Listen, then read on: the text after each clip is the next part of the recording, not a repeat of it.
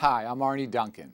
I wish I could be with you today, and I want to begin by thanking all of the faculty and students of the Master's Program in Education at the Bush School of Government and Public Service. Thank you for rising to the challenge of reinventing U.S. education for the 21st century. The work you will do will contribute greatly to our nation's future success. President George H.W. Bush showed great vision in establishing this important center at Texas A&M University, with a mission of preparing future leaders to play their part in the stewardship of our nation with both wisdom and integrity. Here at the U.S. Department of Education, all of our work is focused on President Obama's goal of attaining and maintaining the world's most competitive, best educated workforce.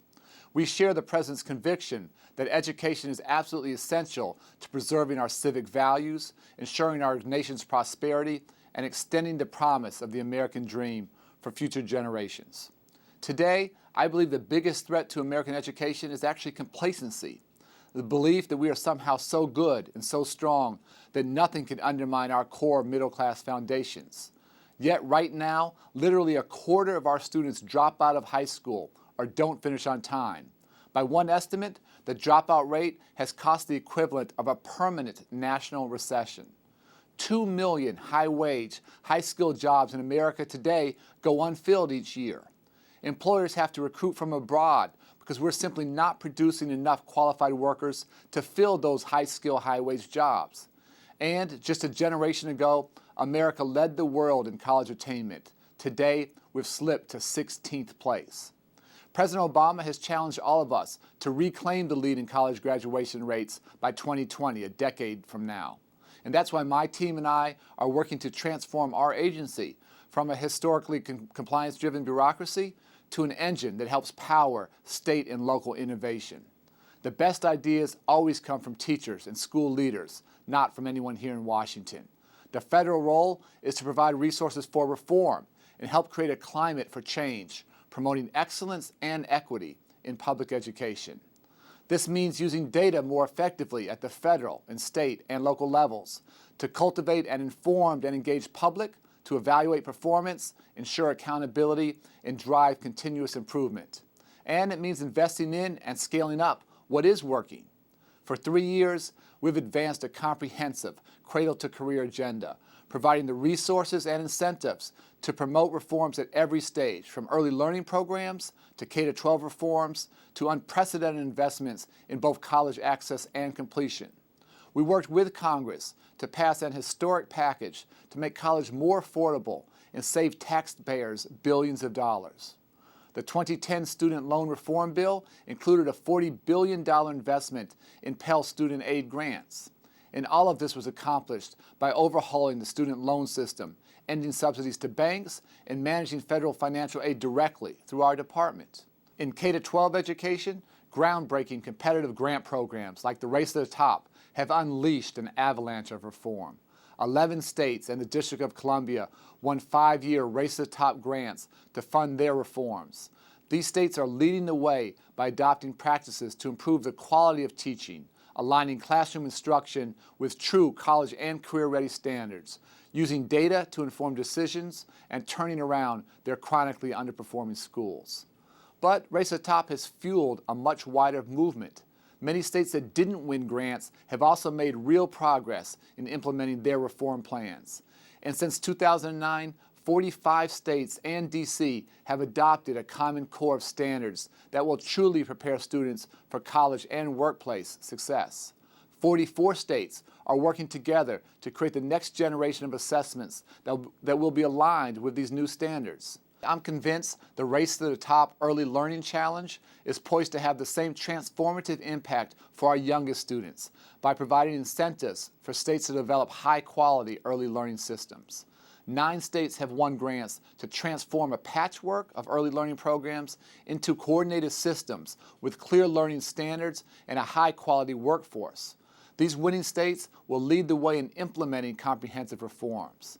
And even as Race to the Top is rewarding the best strategies to create rapid change across states, we're also supporting local evidence-based reforms through the Investing in Innovation program.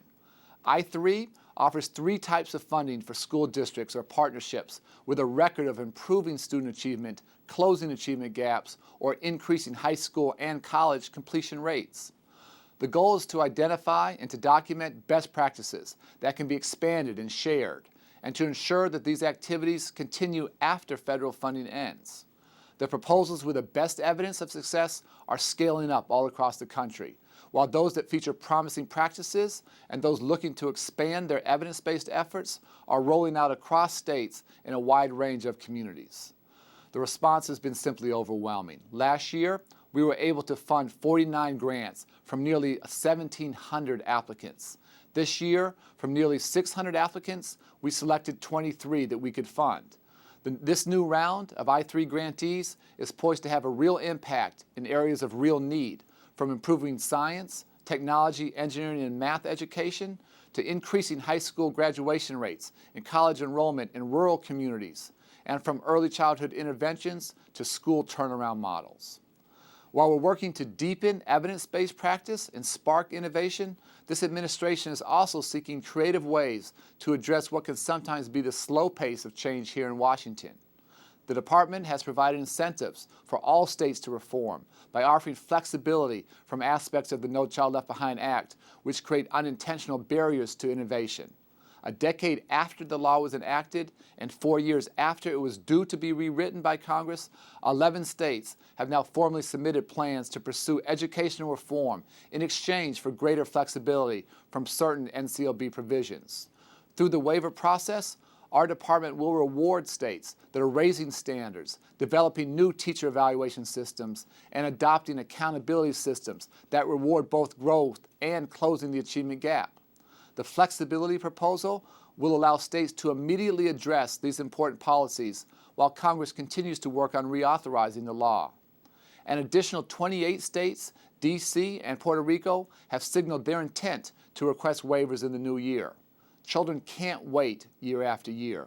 We know the current law has some notable strengths, but it's now fundamentally broken.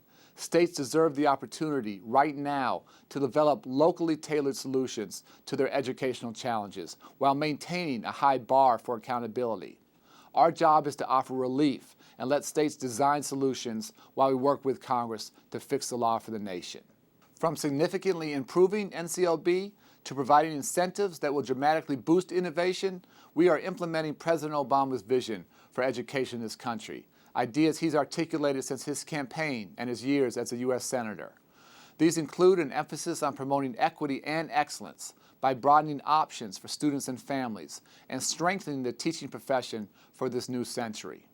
Our strategies range from supporting high-performing public charter schools to encouraging teachers' unions and school districts to design systems to evaluate and reward teacher performance in ways that include student outcomes as one of multiple measures, as well as recruiting and cultivating a high-performing, diverse teaching force through our nationwide Teach campaign. To me, all of these initiatives represent more than a record of accomplishment. They prove that there is an appropriate role for the federal government in education, and that, when that role is exercised, our nation's best thinkers have the freedom, the flexibility, and the seed money to do their best work for our nation's communities, families, and students. Innovation can dramatically raise the quality of learning tools and educational practices, often in cost-effective and time-efficient ways, and especially for our nation's disadvantaged students, children who need and deserve the most support. Education is at the heart of the American promise, and we all must join together in delivering on that promise. I grew up going to my mother's after-school program in a tough neighborhood on Chicago's South Side. That experience instilled in me the conviction that all students can learn and reach their full academic and social potential, and that so-called ordinary Americans can make extraordinary contributions to our democracy and our society. As Secretary of Education, I'm absolutely committed to creating the conditions needed for all of America's children to get the world-class education they deserve. And I'm honored to work on behalf of millions of students, parents, teachers, school leaders, and community members who strive every single day to meet that standard. I draw both my inspiration and my confidence from them and feel a deep obligation to them. It's a great, great privilege to serve and to help support their success. And I applaud all of you for devoting your talents to prepare this nation's learners to lead and to thrive in the 21st century.